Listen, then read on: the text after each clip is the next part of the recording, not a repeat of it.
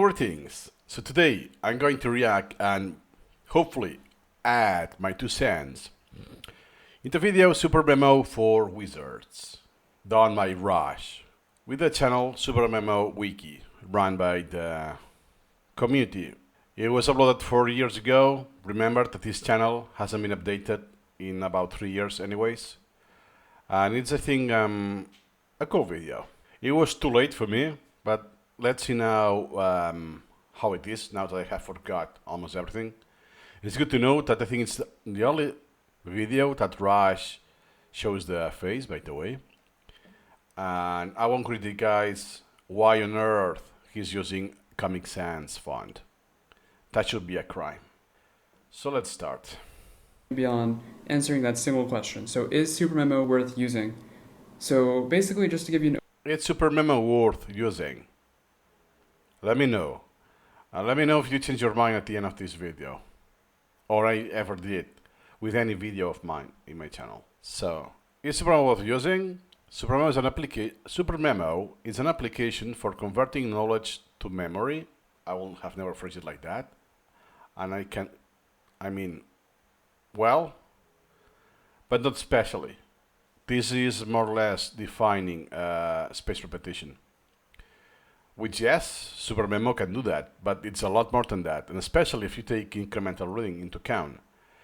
It's an application for converting information into knowledge. That is already massive. And then incremental reading. And then the knowledge that you have, you want to commit in the long-term memory with the help of space repetition. Because incremental reading is a superset of a space repetition. And how he phrased it is just space repetition instead of incremental reading. Knowledge, use Supermemo, knowledge in the long-term memory. Yes, you don't start with knowledge, you start with information. It's there, then you process this information. You read, process, understand, you make sense of this information, and then this becomes knowledge. When you have this knowledge, and because you also relate to what you know already, the prior knowledge make the links. Once you know all of this, you want to commit this to long-term memory using Supermemo as well, but you already did use it before of that. Then, who is useful for? Lifelong learners, absolutely. Researchers, yes, at a later degree, because researchers are like slaves. I was a PhD student myself, by the way. And you'll have tons of PDFs, proprietary formats that are not any Cloze friendly for Supermemo. So yeah, in theory for researchers, but the poor support of standards from Supermemo, it doesn't make that useful, if you know what I mean. Problem solvers, yeah, this is very broad category, and people aim to increase creativity. I will also add knowledge workers, not necessarily researchers. And if you really push it, the crammers, so the people who use Supermemo for exams, albeit not being designed for it, can still be useful. The smart negligence. a brief overview of what Supermemo is. It's an application for converting knowledge to memory. So if I have, say, 50 academic papers or 100 different articles that I want to go through from, say, That's Wrong, I can put them into Supermemo, and as long as I put in a bit of time and effort, I can slowly convert that into long-term memory. So Supermemo is thus very useful for people that want to do lifelong learning and not just forget everything they're learning, researchers, problem solvers, and people aiming to increase creativity by having more knowledge. So if it already sounds appealing enough to you that you'd want to try it, I would... Not to think of. His face is in the top right. That was kind of awkward for me to see. So I can just move myself. It's actually better for the screen, for the Supermemo layout. Have you ever seen Dragon Ball, this technique? Yeah, I want to do this silly thing. I would skip the rest of the presentation and just go straight to supermemo.wiki/learn. But if that isn't convincing enough, I'm going to go a bit into two things. Convincing enough. Oh, look at this. Why is memorizing things useful? Why is memorizing things useful? How does Supermemo actually work? Yeah, not something you can answer in a minute. If you want to be convincing, I mean. So first is, why is memorizing things useful? And the second is, how does Supermemo actually work? So I thought for a long time about what is the best way to introduce Supermemo to people. And in the end, I decided on Supermemo for wizards. So I'm going to show you exactly how Supermemo works. Okay, so the introduction was without glasses. I think that was the thumbnail of the video that he changed. Now it's done by AI. Super awesome. Supermemo for wizards. Why bother with memorizing? It's very likely, if you watch this video now today, you haven't used Supermemo yet, or even spaced repetition. You'll have this thought that if I understand, I don't need to memorize. Actually, memorizing is just for people who are, let's say, stupid, right? That, oh man, you don't understand it, you just do rote memorization. Even without the rote, just memorization. And surprisingly, it's a myth. Let's see what he says. And a bit of the why, and I'm going to use wizards as an allegory, just to be a bit more intuitive of an explanation. So first I'll start off with, why would a wizard bother using Supermemo to memorize things? So I think that there are three main cases you can make for memorizing things. Okay, so he's using the elements as if they were slides, even though so far it's just plain text. But yeah, it does the job. Direct application, creativity and problem solving, and knowledge growth. I also want to stop before I hear something, because I don't want to get primed, even though I heard this some years ago. I completely forgot the details. So it's actually, for me generally, I'll be primed. This is common also, that people think that, hey, yeah, memorizing is just collecting of facts. Perhaps in an exam you are able to answer or just respond to trivia questions, this kind of thing. But no, it's especially useful, and especially incremental reading, for creativity, the neural review, among others, and problem solving, just with concepts, tasks, and incrementalism. But you can discard everything if you really don't want to use it. Just with incrementalism alone, you will be able to achieve that. And knowledge growth is just a consequence, it's a side effect, because you choose what to remember with flashcards and the scheduling with those flashcards. It's just a matter of time that you accumulate and accumulate what you have chosen to remember. It's for direct application. The second is that you can memorize things for improved creativity and problem solving. And the third is that memorization is essential to knowledge growth. So let's look at that first. So direct application. Nice. Super interesting. So that's the second image. Usually it's like a desktop background, so it takes the entire thing, the entire space. But most importantly, he's not using an image component. He's using the image in line within the HTML component. That's not a practice you want to do, because in Supermemo this is very easy to break. Use components instead. So you use the image registry. Hey, goblins! The cave of goblins. Oh my god! Just today and yesterday in the community, we mentioned that before we had the knowledge goblins, because I mentioned this recently in one of my videos from writing from James. Yes, somewhere here. And then I did the search. Hey, it was actually Nice who mentioned this for the first time, and he even had an article about this in 2022. The pilgrimage to the land of knowledge goblins. And welcome everybody to the hidden temple of knowledge goblins. What's bringing you all here today? It's just funny timing. I had no clue he mentioned that, especially it's because of wizards. Nice. And now that I see, he has a very high resolution, so I'm assuming he has 4K screen.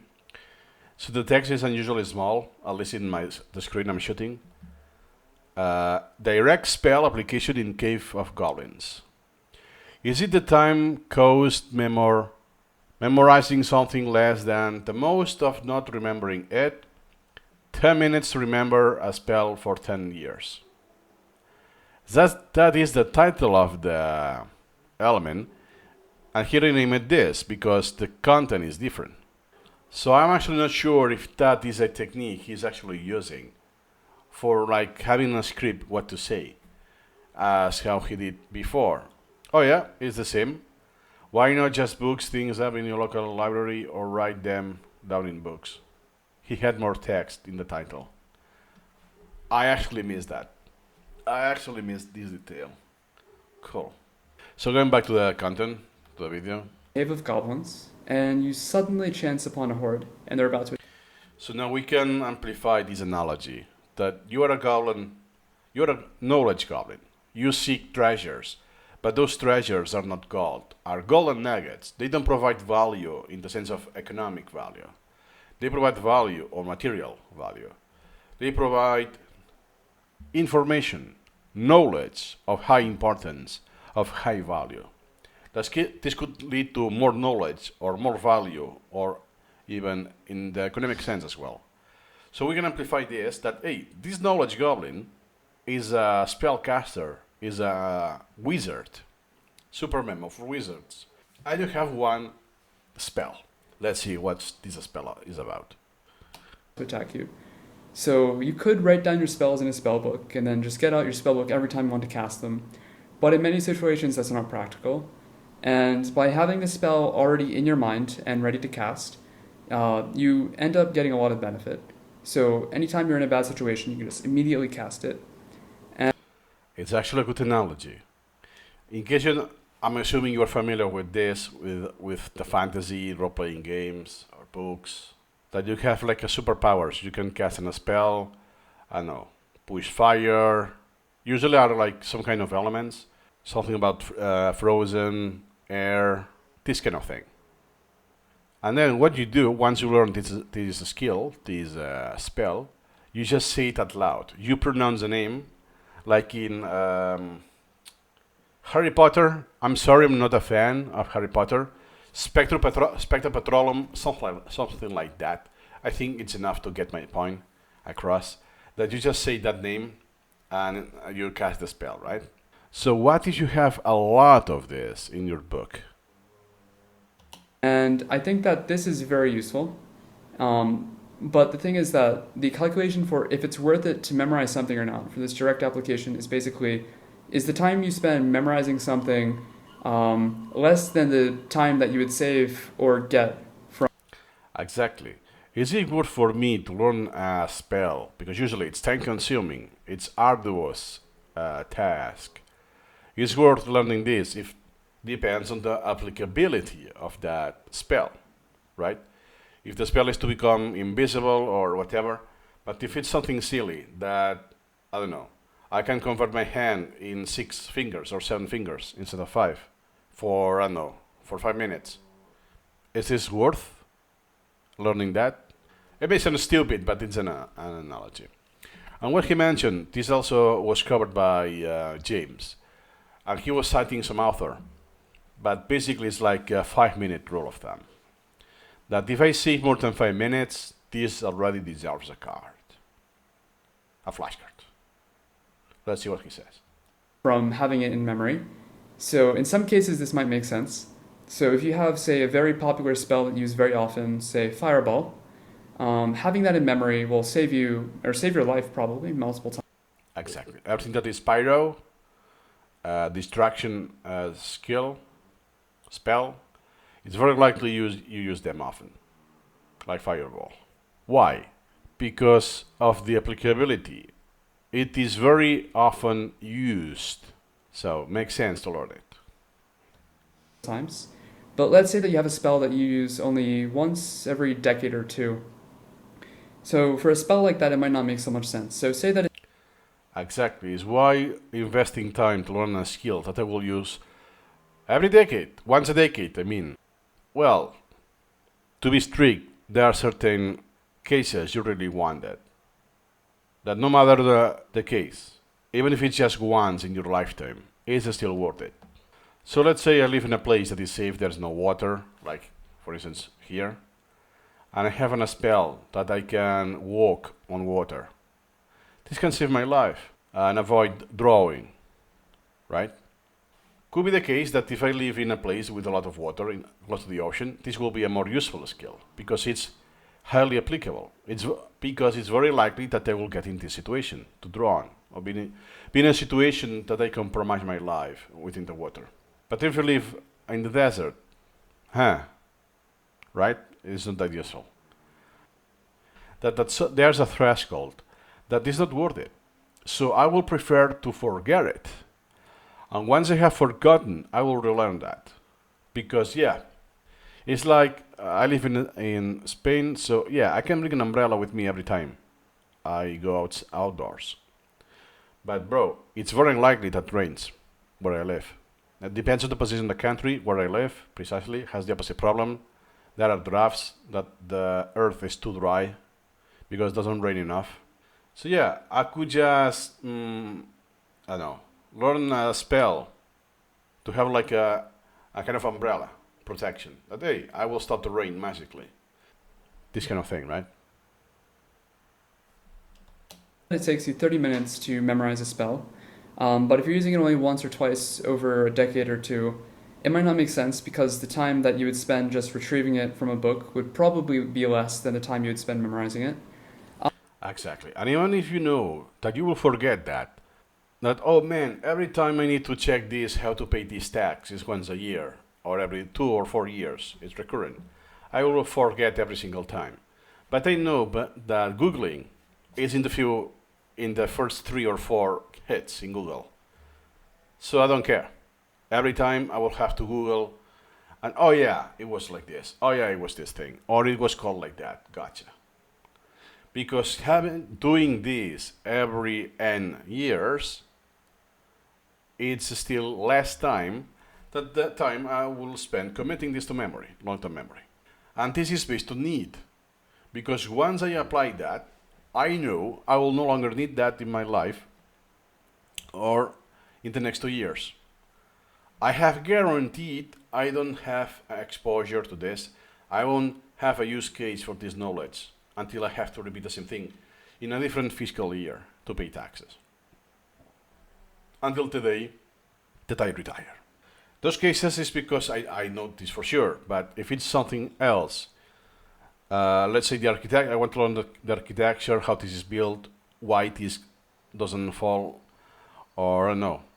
The techniques I can use as a goblin to kill any other creature. So I will have to learn about the perspective, trajectory, the effect of the wind, the sound, the light conditions, the technique on the arms, the weight, the breathing, a lot of stuff. And I could learn a lot of things, but it's because I will apply it. But I don't know when I'm going to apply it. Yes, I can say that I'm going to apply this knowledge when I have an enemy that it's threatening my life. Yes, qualitatively it's like that. But when is going to happen? Oh yeah, it will be, I think, look at this. It's this Friday at 7 p.m. and 8 minutes exactly. No, it doesn't work that way, right? You don't know exactly when the enemy will pop up and threaten your life. So, you will want to have this spell and be able to cast this spell. And if it happens that, oh yeah, now I live in a safe area. So now the enemy, it's rare to see enemies or enemies that are a threat. So I will have less repetition, natural repetition. Then I will need space repetition to have a guaranteed repetition. I will create an artificial repetition. And then since it's artificial, what I want is the minimum repetitions required to keep this in my long-term memory. Because once I have an enemy that is like long distance, like an archer, is not body to body, close combat. That was the word, ranged combat. So it's been some months that I have no ranged combat. Has been only very close combat. I want to have a lot of knowledge that is accessible, right? Because my life is on the line. But there's still plenty of areas where it makes sense to memorize stuff for direct application. So that's the first area. Now for direct application. So that's the first area. Direct application. That's a hint. I think I already mentioned something that is not direct application already. Is the time cost memorizing the spell less than the cost of not remembering it? 20 minutes to remember a spell for 10 years. Next, here are some examples. Fireball, Change Lighting, Destructive Wave, and Ray of Frost. Now the second area is for problem solving and creativity. So imagine that you go to a dragon's lair and you want to slay a dragon. And you have 4 spells that you know. So Fireball, Chain Lightning, Destructive Wave, and Ray of Frost. So this gives you a fair amount of options, but dragons are pretty powerful creatures, and maybe every time that you cast any of these spells, the dragon just dodges. What do you do then? So the easiest thing to do would be to just look at how you can combine your spells to be a bit more effective. Hey, he changed his position in real time. So good thing that I actually moved myself before. I would have to do the same thing just later in the video. So if each of these nodes here, or each of these corners, represents one spell, we have around 6 different combinations of spells we can apply. And this is sort of our problem-solving ability. These are how many different things that we could theoretically apply, ignoring just applying single spells or combining more than 2 spells at once. So 6 combinations isn't terrible, but there aren't so many viable options.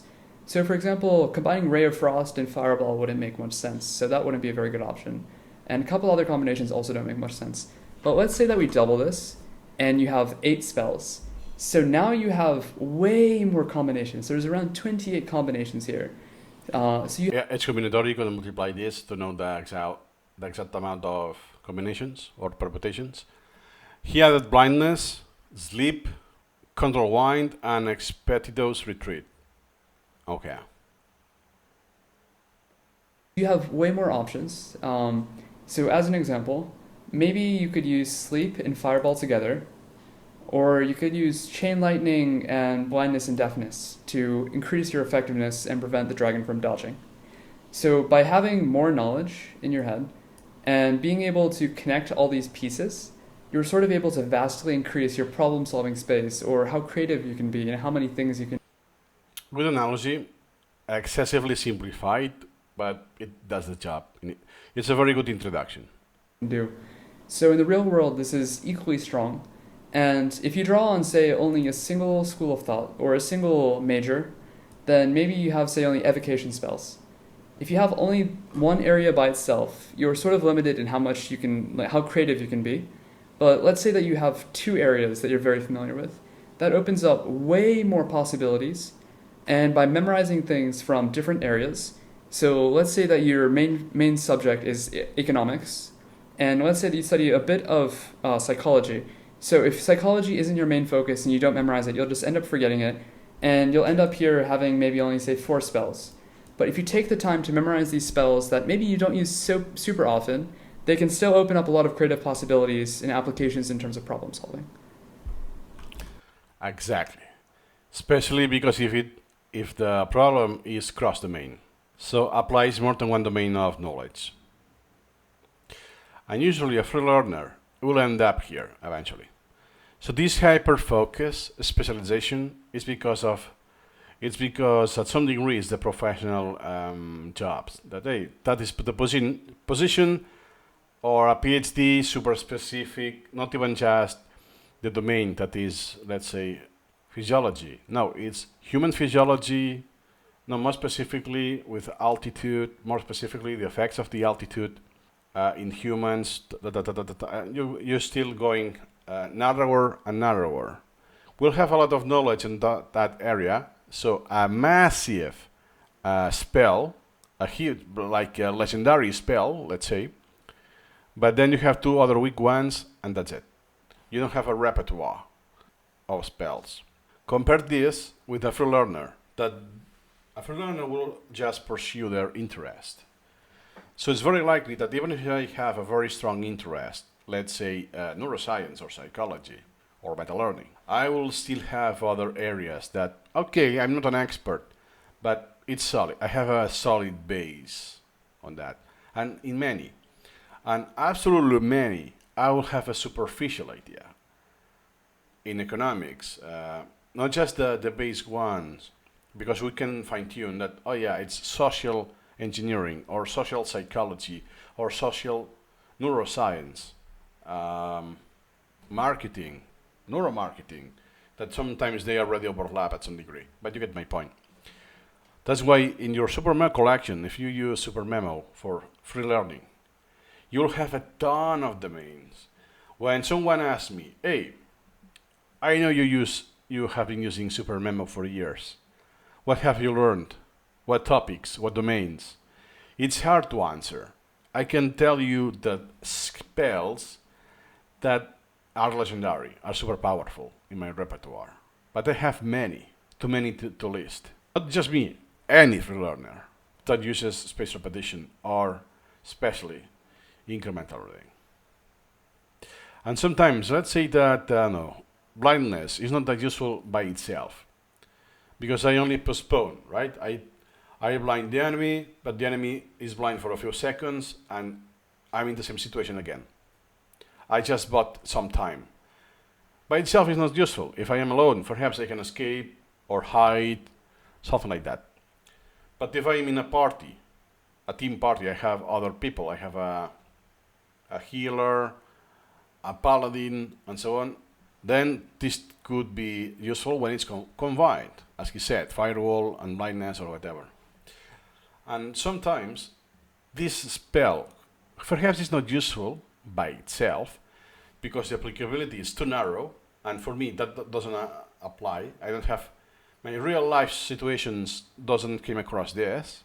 That doesn't mean that I can use it for creativity, to actually use it in other domains. That, hey, this behaves like that, and I can make this analogy.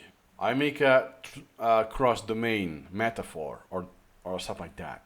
I activate, and those spells in isolation are not that good, but are useful to get new spells that will be super powerful.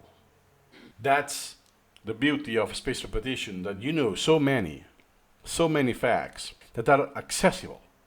So when a new piece of information comes to your mind and you process that, hey, this connects to this, pam, pam, pam, pam, this connects to this, pam, pam, you see the path, perhaps it's multiple layers, so there are multiple connections, and very easily you can make new spells, learn spells easier, faster, and with more quality, because everything makes sense. It's not isolated, that I just memorize it as a parrot and that's it. And above that, it will be already harder for me to forget this spell. If it was a video game, we could say that I need less skill points or less experience points to level up that spell. Therefore, I can do it easier, faster. Then when I cast this spell, it doesn't consume as much MP, magic points. So I won't run out that quick. So I can cast, I can combine with other spells. I can cast more spells in a short combination of time. And on top of that, the cooldown of the spell. So the amount of time that I have to wait until I can cast the spell again, usually it is in video games, it's a thing, it will be shorter.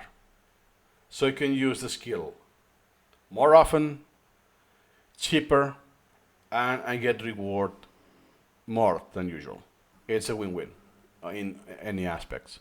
And because it's cheaper and all of that, if I do let's say Frost, I can combine this with Chin's Lighting more easily. That means that if I have a spell, it's very likely I could do something else in conjunction. Now, instead of spells, will be knowledge. So next time I see a new piece of information, a new article, essay, YouTube video, it will be easier for me to digest, to make connections with, and to acquire this information, and to relate this information with what I already know. That means that I become a better learner. I am more knowledgeable, but also get better even be more knowledgeable. If you want to put it this way, it's kind of let's say that I become more intelligent. Let's say wise.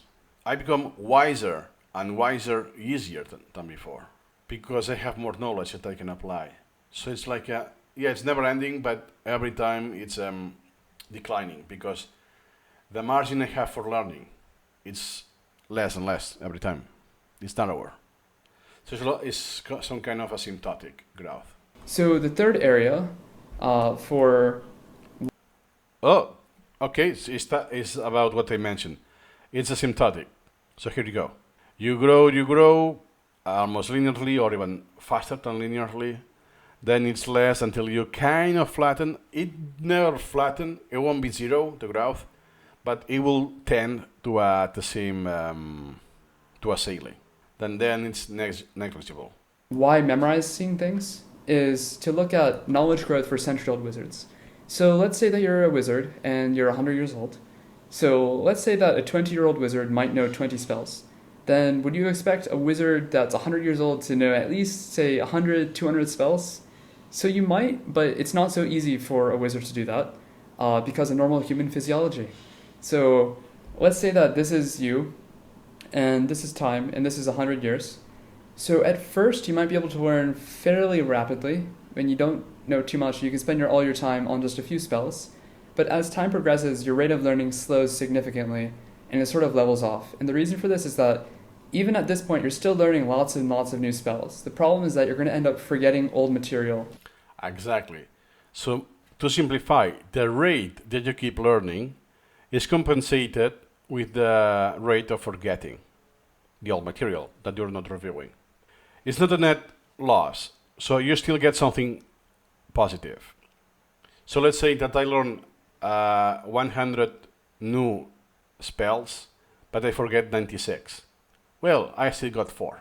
And this is because of forgetting. And why not here? Because when you don't know many things, it's actually easier to remember. You have a lot less chance for memory interference and all of that.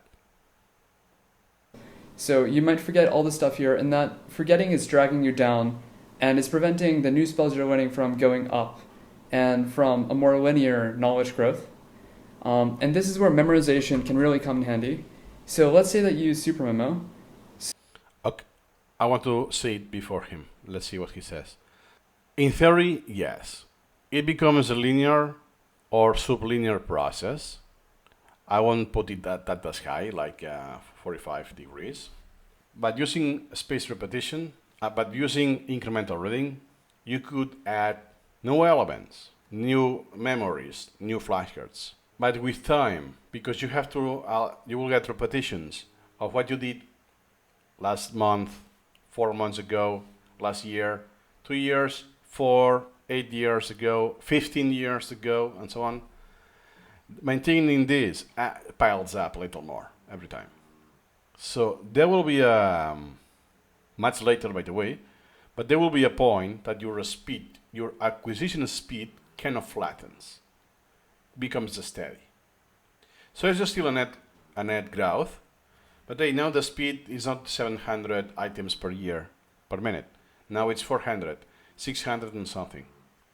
And eventually, according to Piotr Wozniak, the creator of Supermemo, he estimates this to be 300,000 facts that you can have stable in your memory. That means that I could recall anytime any of those 300,000 facts.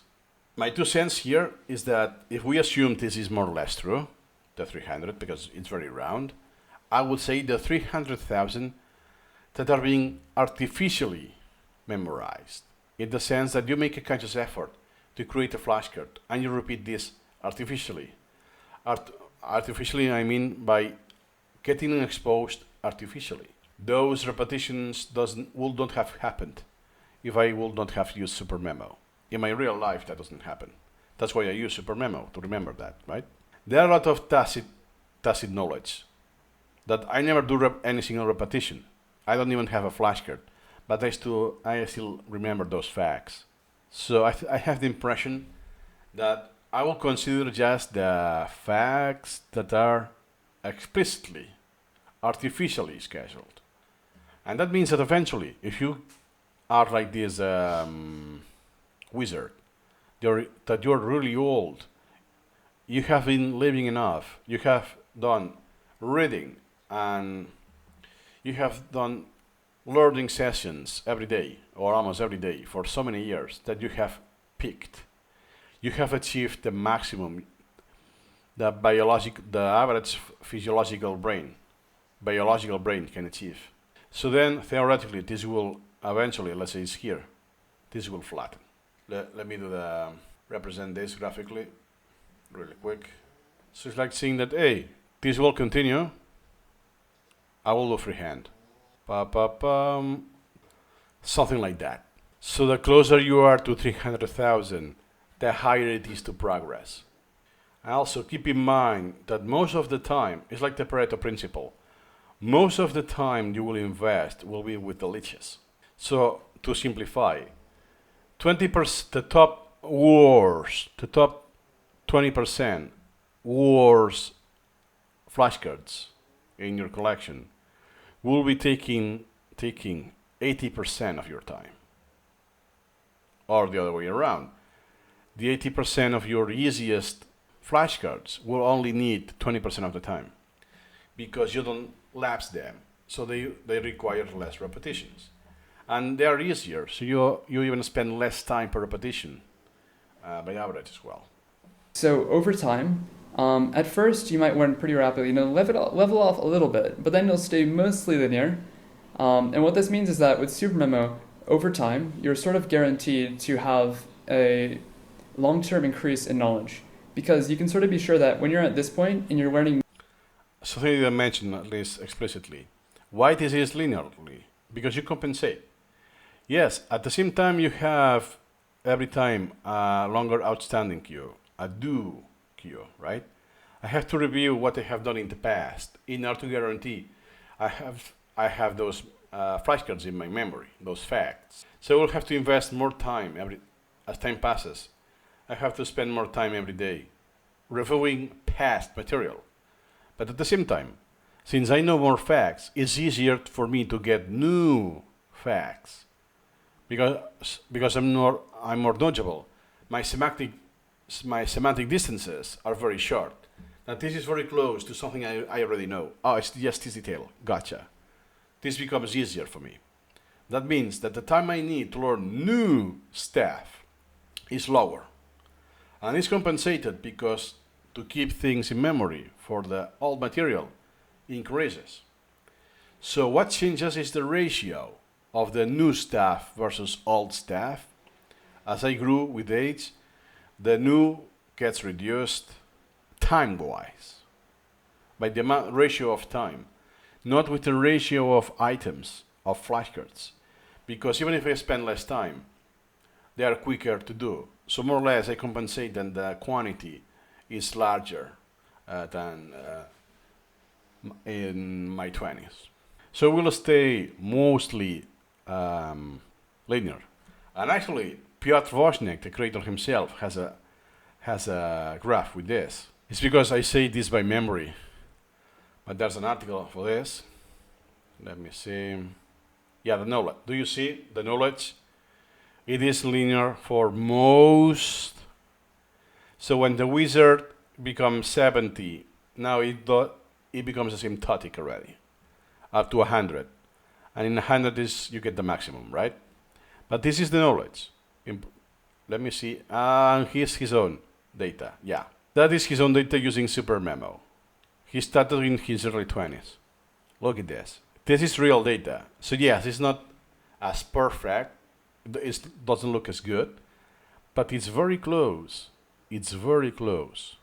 That means that Piotr Wozniak, even he has more than 200,000 flashcards in his collection, he still creates more flashcards and commit those flashcards to long-term memory.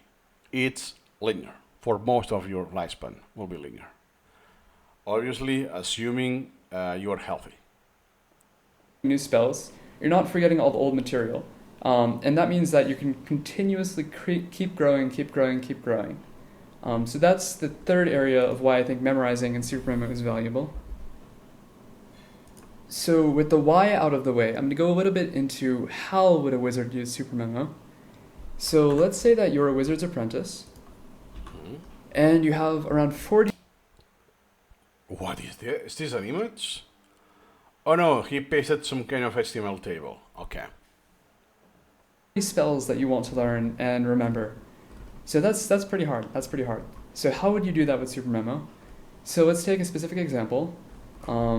So say Fireball, and this is the description for the Fireball spell. Now, how would you process and remember all the important I guess this is taken from a video game. bits of this spell? So your first option is just to keep rereading the same spell over and over and then just hope the details stick. Or to use it in Like the old school, the old-fashioned way to do it, yes. Will be equivalent to cramming or massed practice. enough times and hope the details stick in that case. But in Supermemo, we can do something a bit more efficient called a closed deletion. So a closed deletion would start with something like this, something a bit thick. Those, what you see in this color, in this orange color, are closed deletions. This creates the flashcard. So for Fireball, you can ask, hey, what is the casting time for Fireball? Oh yeah, one action. What is the range of area for the Fireball spell? Oh yeah, 100 or 20 feet, and so on. So you atomize this, because in Supermemo, spaced repetition, you don't ask questions like it will be something natural to ask, like if I want to check your comprehension or your knowledge. Not exactly. What I want with this question is an opportunity to trigger that memory. Hey, do you know this? Do you know that restaurant that we went to eat that day that was super awesome? Oh, do you remember that? The name of that? You have an opportunity to. Ah, yeah, it was called Firewall Kitchen, to say something. So you provide some information to identify which memory, which restaurant I'm talking about. So I have an opportunity to recall. Could be images, not just even a word. So with these artificial repetitions that you schedule, you'll keep this in memory. So you know when is best, in which context, first I can cast Fireball to begin with, and to maximize its efficiency. So against what? So what happens if my enemy is high level? Or what happens if it is, well, no, with dexterity or poison or what that may be combination. So I optimize the timing of the spell cast in combination of others and all of that. Because I'm knowledgeable of the details, yes, but I can access to this in a split second. Perhaps could be that I still memorize it passively, but I will have a hard time. That, hey, wait. Oh yeah, I remember it was that red color was the second one. So see if the other was one, I don't know, 200. Yeah, if it's not the 200 means it's the 150. Oh yeah, gotcha. But yeah, I have spent 8 seconds recalling that, and it's very taxing. I cannot do combat when I'm thinking this. I need a lot of mental resources, right? If I have this in a split second, I can use it without even thinking. Well, I think, but it's super quick. So my time will be invested in trying to, I don't know, to read or calculate the trajectory of the firewalls, perhaps of the enemy, or the archers that are shooting arrows, whatever. So I will spend my cognitive load thinking, oh, where is, if it comes from here and in this speed, where is the enemy located at, the source, with the laws of physics and so on, and the perception. I don't have to spend much resources that, oh, what spell should I now use to stop the arrow or destroy the arrow when it's coming to me, stuff like this. The details stick in that case. But in Supermemo, we can do something a bit more efficient called a closed deletion. So a closed deletion would start with something like this, and then you can quickly turn it into a flashcard, like this. Not the best example. This is a closed deletion you will do in Supermemo, even if you want a Q&A, because there are some non-implementations or limitations or bugs. I'm not going to cover this in this video, But usually the close deletion will be within the text.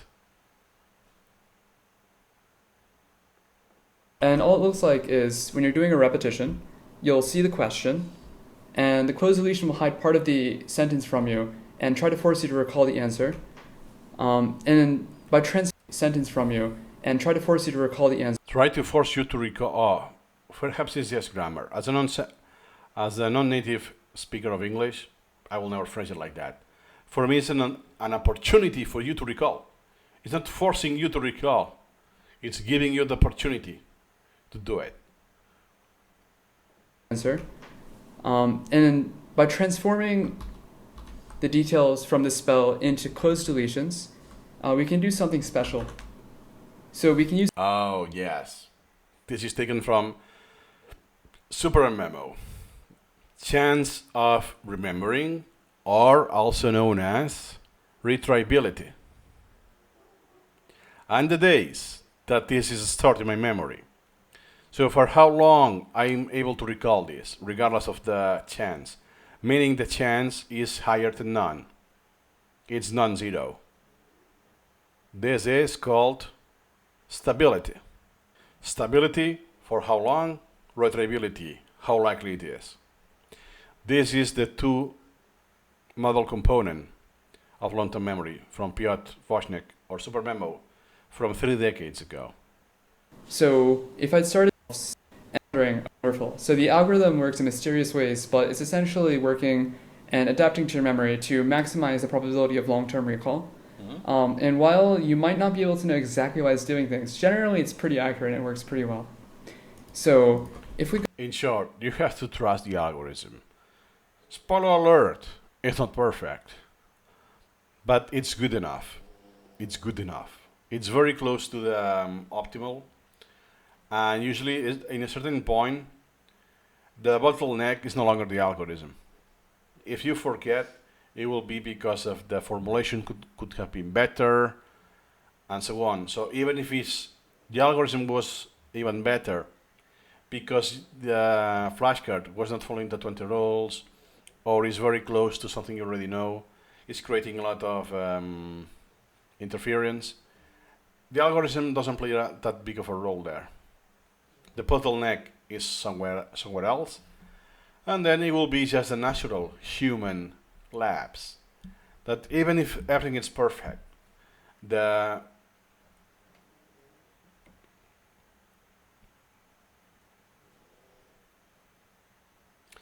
formulation is on point. You have timely did the repetitions. This is not a guarantee anyways. And you just have, for whatever reason, a lapse that you forget about that. We are humans. Go back to that fireball spell, and we see all these different closed deletions. We can make a bunch of small cards like this that are quizzing us on these small different pieces, a bunch of small cards. Exactly, it's what I mentioned before. You remember the orange hat-like color. Then you say about the fireball, just the range. How many feet? 150. It's not, tell me everything you know about this spell every single time. No. This is not an exam. We're not testing your knowledge. We want to trigger this memory. And since we don't have superpowers, there's nothing we can do. We do it with questions. So I can activate your memory in your brain. You access that with a recall. Oh yeah, I do remember. And just with doing this recall, you have strengthened that memory. So if I have the superpower that I could do this without asking questions, so I could magically touch, I don't know, the neurons or whatever in the brain required. Boop, done. Next repetition. I touch here. Next repetition. Pam. Without actually asking the question. So basically, the question and the answer is just the vehicle I use for recalling that. Because my purpose is recalling that, not answering the question. That means that if in the future we can have chips with, I don't know, and stimulate electricity like the neural link from Elon Musk, this kind of thing, that could read it, there's no need for the question and the answer. I will have just the electrical stimulation that will have the equivalent effect of the answering the question, if you know what I mean. If you don't, no worries, it was just an analogy. It's not the main point of the video. It's like this, that are quizzing us on these small, different pieces of Fireball. So, are not the best examples of close deletions. It's because how it works in Supermemo, you will do it like this. But this is the same question of what is the third level of the Fireball spell? It's the same question. It's presented in a different way, semantically it's the same. And basically I can guarantee that what is the casting time of the Fireball? If I actually am in a situation where I need to know the casting time of Fireball, I can recall it and remember that it's one action. Because if you remember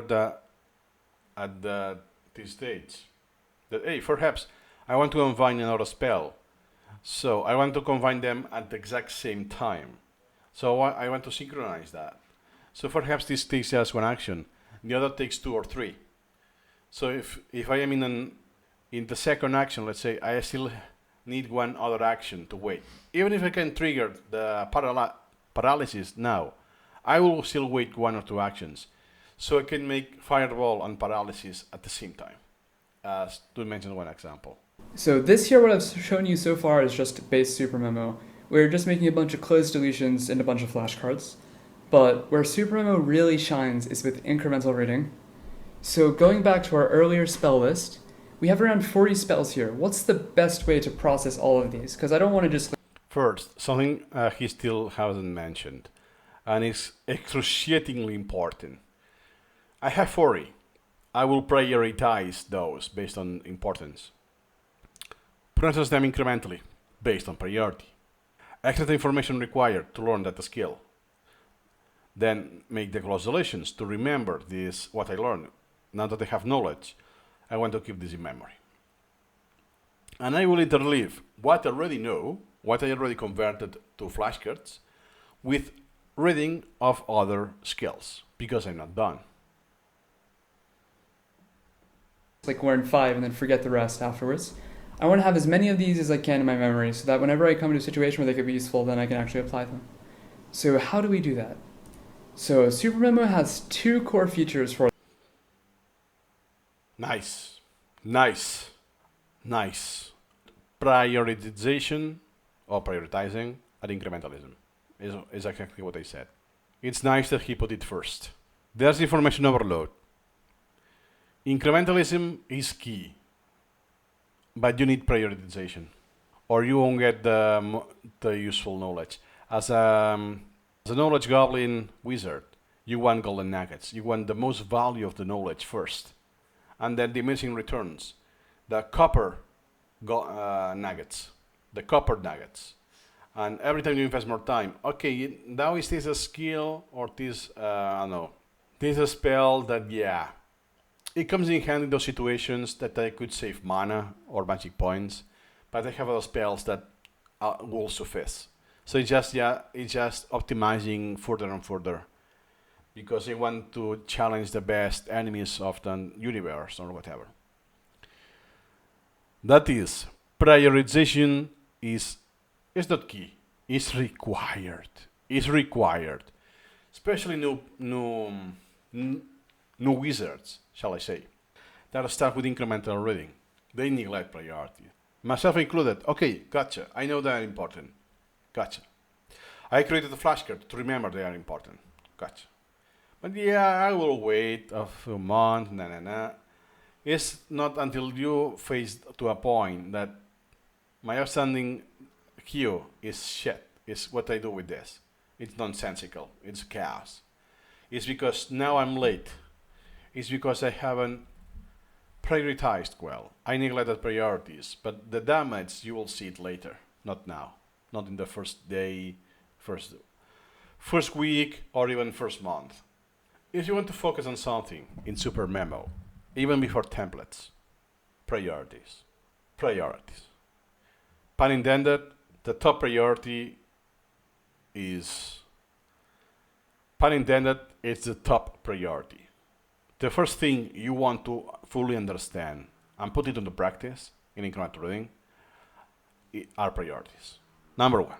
So if it was the video game with the wizards, prioritization, priorities is the final boss. That there's a certain point that if you don't play the game how it's meant to be, there's no way you can fight. There's no way you can beat the enemies. You need to learn how to acquire the skills, level the skills up, and after, and all of this stuff in the video game. So imagine the starting level. You have no armor, nothing, and you have the starting skill set and spells, and you want to fight the final boss in the video game. There's no chance unless you abuse bugs or exploit glitches. It won't be possible. For this, so the first is prioritization, and the second is incrementalism. So what I mean by prioritization. So the first is prioritization, and the second is incrementalism. So what I mean by prioritization is that in Supermemo, I've already imported a bunch of spells. A bunch? Oh my god. Well, he did on a split most likely. So I have a full list of spells here, and I have a bunch of different spells, and I've collected them here. But the thing is that even if I have all these spells inside Supermemo and I can process them one by one, if I just go and say order that it's listed here, it'll be pretty inefficient because while Acid Splash is sort of useful, there might be other spells that are of higher priority that might be worth learning first. So Supermemo handles this with a priority system, and the way it works is priority queue. That if I go to Outstanding, so if I go to Outstanding in Supermemo, Supermemo is going to order those topics, that material that I showed you, those individual spells, in order of priority with a little bit of randomization. And what that means is that, say that I only have 10 minutes per day to go through my spells, I know that whatever I see first is going to be the most important material. I'm not going to be wasting my time on, say, some really useless stuff. I'll be spending my time as well. Imagine you have the superpower. If you have seen Heroes, the TV show, American TV show, I think it was Sylar. He had the power to absorb someone else's power. So it's like a meta power, right? So not just because you have the power, you have to use it. Because if I have this power, I could steal other powers, but could be a stupid powers, right? That I don't know. That I could lick my nose with my tongue. Yeah, why do I want this power, right? I know, something silly. But I think you get my point. That not because I have a tool that gives me an opportunity to memorize really quick and learn very quickly. It's not a superpower per se, but it feels like a superpower of how powerful it is, and at the same time, how inefficient the methods I have used in the school system at the same time. It's so drastic, it feels like a superpower. That doesn't mean that just because I have this system, this tool, I should invest my time memorizing spells that are just silly. At the best, I could do a TikTok video with this, but there's no real applicability of that superpower with the tongue. So what you want to do is set some order. That, hey, I want first the highest importance. That means something that can guarantee my safety, my survival of my teammates, and so on. That will be firewall, how to tune this up, other spells related to fire, and so on. But then it's, oh yeah, if I do fire, then I reveal its lighting, right? If I want to be hidden, oh, what else could I do? Because it could be some situations that I don't want to be seen. So losing fire is not a good option. So then, okay, it's important, but not that important as firewall, because just it's like a more concrete scenario. The applicability is high, but not as high. And then you're fine-tuning this. Now I have this, how I can cast the same spell, but more economic. How I can save mana. So you're fine-tuning this iteratively. But you start with the highest importance. Well as I can. So that's the first thing. So trivially, what you could do now with Supermemo is basically find a spell like this, and then make a bunch of close deletions like I showed you earlier. So that would be pretty straightforward, but that's just, so prioritization is just the first part of what makes Supermemo wonderful. So the second part of what makes Supermemo wonderful is something called incrementalism. And usually, a lot of apps, software that they say, hey, this is implementing incremental reading, or hey, I just made an add-on for adding incremental reading features. None of them use a priority queue. So the most essential feature for incremental reading is missing. So, I'm sorry, it's not. I agree it's based on some principles of incremental reading, but it's not incremental reading. Incremental reading with capital letters as a proper noun based on the definition of Piotr Wozniak. And the second is incrementalism. Yes, Supermemo, how it's designed, is very friendly with incrementalism. But hey, this is in the mind of the user, not the tool. Because the user cannot overrule anything in Supermemo. That means that the user doesn't have to be an incrementalist.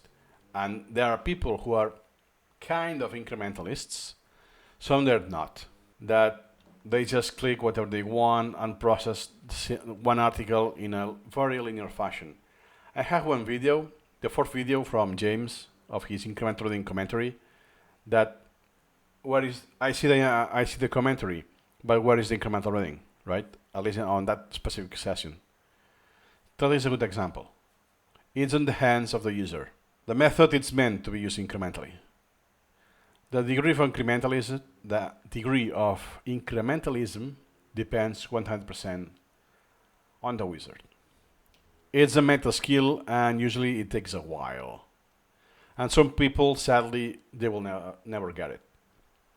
And the way that works is that instead of just making all the closed deletions right now and doing a bunch of work right now, all I'm going to do is just take this spell and then break it down. Extracts. So it might... Not the best case, not the best example, most illustrative example. Because you don't have text here per se, it's just category. It could be a table at the end of the day. Range, one word. Components, bam. Duration, one word, bam. Casting time, bam. It's very syntactical. But I hope you get that, yeah. First, I only care about the casting time. Perhaps the duration, because, oh wow, it's 8 hours. That's a lot compared to the other one, right? It was one action. And the casting time is one action, yeah. So in the mage armor, perhaps I prioritized to remember the duration a lot sooner. In the fireball, it's not a big deal because I just cast a spell and it gets to the enemy and it burns for a second and a half, 2 seconds. Doesn't make much difference, right? The difference in duration is negligible, but not in this skill. This is like more passive. Once it's casted, it's passive. This the armor, right? Okay, now that I know the duration, let me go to details. What happens if it's not wearing an armor? Or then the magical force surrounds, the spell ends, So perhaps I want to know these conditionals. Because it doesn't matter if I know how to cast this spell. So I'm able to cast this spell. But then it becomes void immediately because of the context. So perhaps in this case, no, you know what? Even before the duration that I noticed that is a lot longer, let me know the exact context. And some other like, I don't know, burning hands, I will want the components first. So not everything has the same importance and in the same manner. Even if it's very classified, like in this case, that doesn't mean that the most important is always the first one, the casting time and so on. And that depends on you. Some other wizard could go and learn the same skill, but with a different priority. For that other wizard, it's not a big deal. He's already an expert. He already knows that by heart, the context. So he will only want to memorize how long? It might be a bit confusing here, but if you have questions afterwards, I'm happy to answer them. But I've basically just made 2 extracts from this mage armor spell, and now I have 2 smaller topics. And the reason that we do this in Supermemo is that if I make all of the closes at once, I have a few issues. The main one is that it's just too much work at once, and I'll make too much work for myself by. This especially I have seen this for medical school students or Anki users at the very beginning. They will make the consolation of the entire thing. So even if you only want to ask about the duration, you will have everything in the question.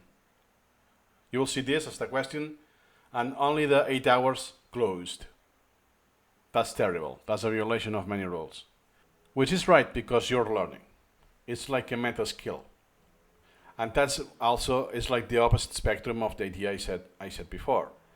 When you are an expert on learning, do become wiser and wiser, it's even easier next time. Because a lot of skills transfer are like meta skills. And then the knowledge you already have, that, oh yeah, I have already 100 other spells. So you can say, hey, this Mage Armor level 1 is the same as this other one, I don't know, Mage Hand, to say something. Oh, it's the same duration as this. Oh, it works the same as this with A and B difference. So I only need to learn what is different. It's a lot cheaper. And the more I know, the easier it will be to learn new spells. Even though the time I will invest is less, because I will also spend more time reviewing older spells. By doing that. The second is that by separating review over time, so by first extracting this today, and then seeing these subtopics, say in, I'll see it in 4 days. In 4 days, and this I'll see in maybe 3 days. By separating out the review of it, the next time I see it, I'll be able to process it more effectively. Because on reading it the first time to the next time I've read it, my brain has had the chance to do a bit of memory consolidation. So And this memory consolidation happens when sleeping. If you do this out of context, you only see this context without knowing more than this comes from Mage Armor, and that's it. You do this more isolated, and you do this non-linearly. So he had 3 and 4 days. In this case, he will see this first. You touch a golden creature, blah blah blah, and then the Mage Armor. So in that particular case, he will keep the order of the extracting. It's just a coincidence. But in 3 days, he will see other extracts that he did in other spells. So you don't learn on a spell fully. Then you move on to another one, then the next one. You learn a little bit of this one, at the same time a little bit of this one, and eventually you will have gotten the same results. You will have processed all of the information of those 45 skills. But for learning, this is massive. For processing, it's massive. It's actually better. The context switching, every single repetition, it's wonderful. It's the best thing you can do for learning, by the way. If you don't believe it, you will believe it once you try it. That's why it's always this Supermemo for wizards, yes, is always long term. So if you want to use and learn 45 skills with the minimum amount of time commitment, it will be incrementally.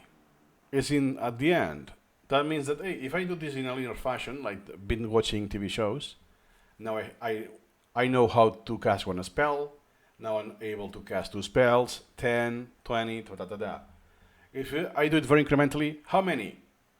None. How many? None. It's been some months. How many? Still none, completely.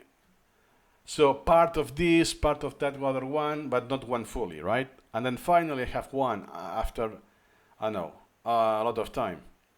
And then very rapidly, because I will be setting this as done, I will be finished. It will be really quick to finish the other ones, because there's fewer spells to go through to finish learning. So eventually, at the end stage, I will have known the same quantity, 45, the same skills, the same spells. But this is a lot better, the quality is a lot better, it's in a split second, I know this, everything is fresh in my mind, easy accessible, and it's connected. Everything connects with each other. It's not.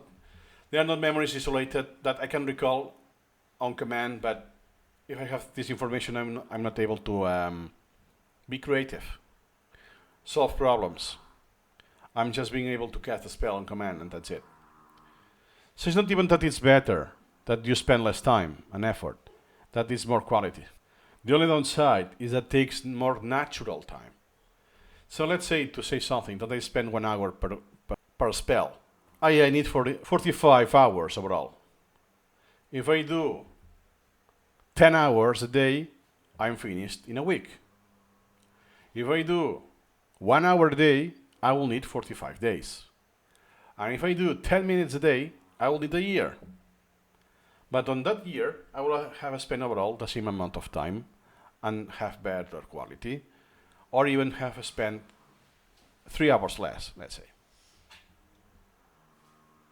Representation of whatever I've read a little bit better in my brain, so that whenever I look at this the second time, I'm not coming into it blind, and I have a better idea, and I'll just be a bit more efficient at understanding it and working around it the second time. So what you would do then with this incrementalism is, I just saw this spell, and I did a little bit of work, and in Supermemo, I would then go to, say, this next topic about to. This is a more meaningful example. Now there's more text, because what he's shown was just one word, title one word, was too tiny. So at the very least, here you could do 7 extracts perhaps. And when you do the extract, doesn't mean you are 1 repetition away. You could need more iterations, because what is proficiency or some required knowledge that is lacking. Or it's more than 1 item. There's more pieces of information here. But I will only do 1 every time, because I am an incrementalist. Tools. And then I can make another extract, and I can move on to yet another spell, and another one, and I can just keep breaking down these different spells and different things that Supermemo is showing me, and I can make smaller and smaller pieces, and eventually what I'll do in Supermemo is I will create sentence-long extracts, something like this, and say I rewrite it. Is one part, doesn't have to be rewritten from scratch. I think he's going to do this. You can just modify the source, because that's not note taking. You are not taking notes. You're editing from the source. You have the information, the source, and you make it your own incrementally, converting this to knowledge.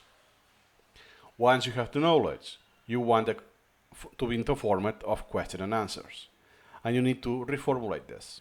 And if you really want to use close deletion, perhaps there's no even need to make questions. It's in a statement with a close deletion.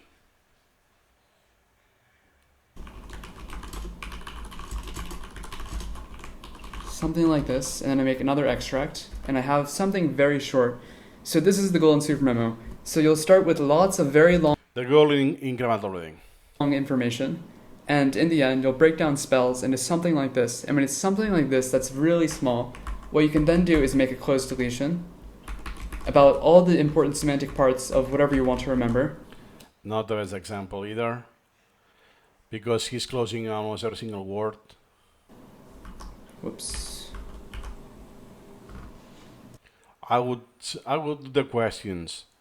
Which creators does the mage armor apply? Applies to willing creatures. And through this process, I've started with this long mage armor thing, but I've ended up with just a few questions, a few close deletions, and these will maintain whatever I think are the most important parts of that spell. So this is sort of the fundamental crux of incremental reading. So having really big things, or having a lot of things, and then slowly, incrementally breaking them down, and in the end converting them to active recall spaced repetition cards that are in long-term memory. Flashcards are just a tool, not the end. The end is keeping the information in your long-term memory. So I hope this presentation gave you enough of an overview of how Supermemo works to be willing to try it. And again, if you're interested in doing so, please go to supermemo.wiki/learn for more information. And if you have any questions or you'd like to talk to me further about this, feel free to email me or just reach out to me any way you can, and I'd be happy to help you do better learning. Yeah, it's sad that Rush is not active anymore in the community. Let me see the comments. The single video has sold me on the software. Got it and joined the Discord. Can't wait to start Incremental Reading. Cool. This name doesn't sound familiar. Could be in a different name in the community. Very good video, very good video. How to learn elements in a specific sequence. This only makes sense in the school system. Why do you want sequence? A hard-coded sequence. I like the theme used to explain the overall concept framework. Thinking about getting back into Supermemo, so he used it in the past.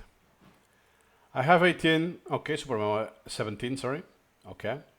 And my collection hasn't been opened in 19 days.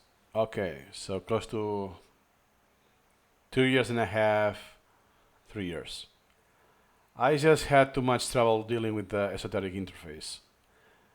Feeling confident, and yeah, this is very common.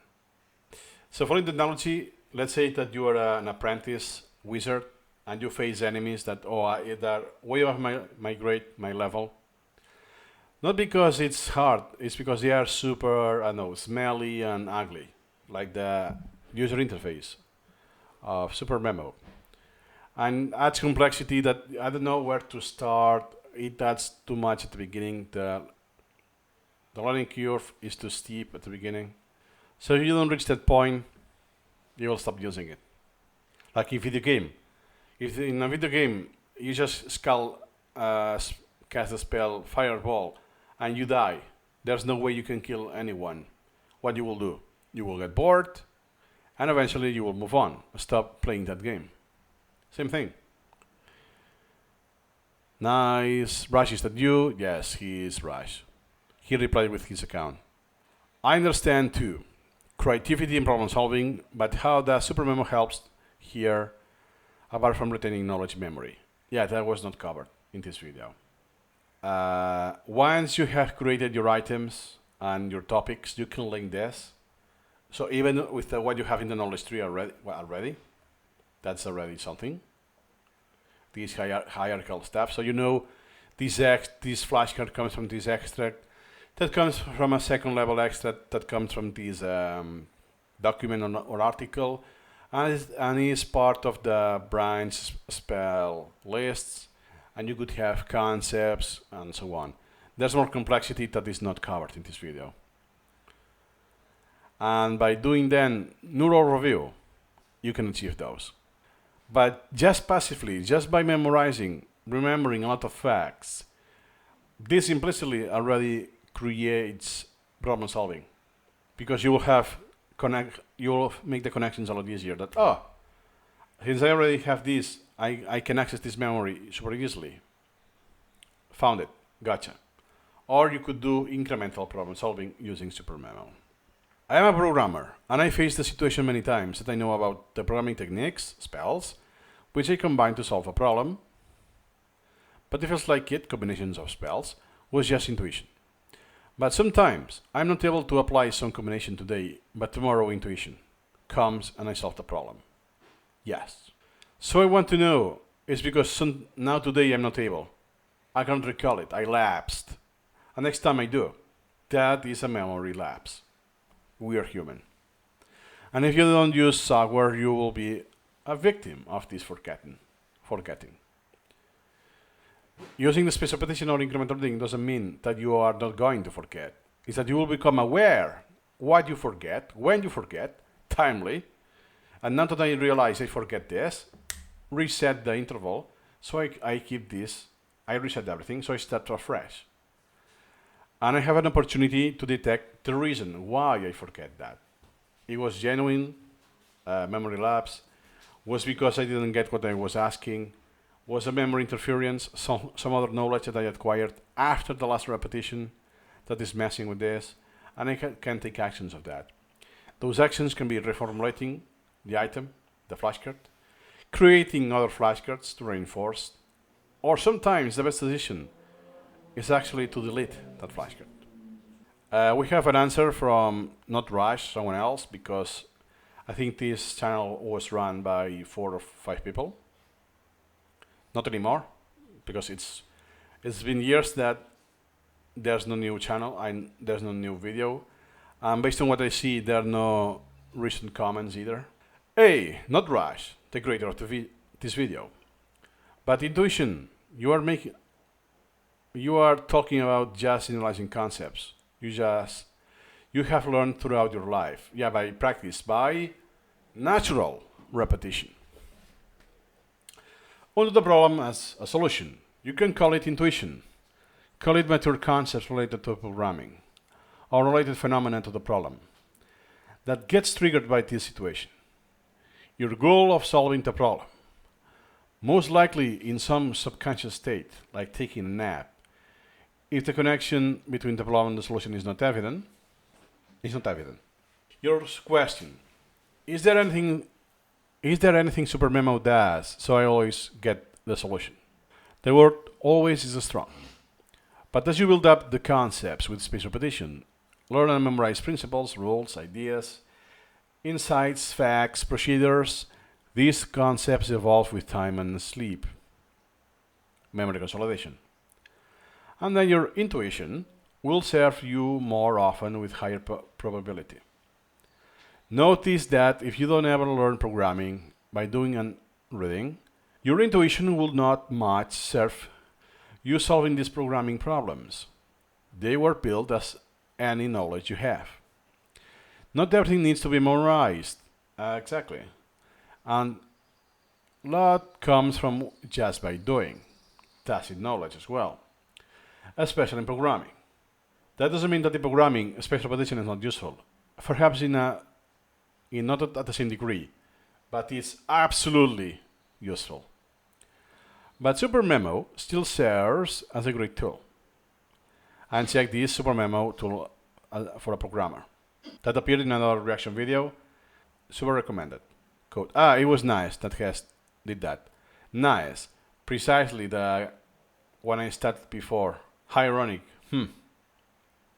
The Pink Panther or the Knowledge Goblin. Here's a couple of good articles from Piotr Wozniak on this topic. Yeah, how to solve any problem.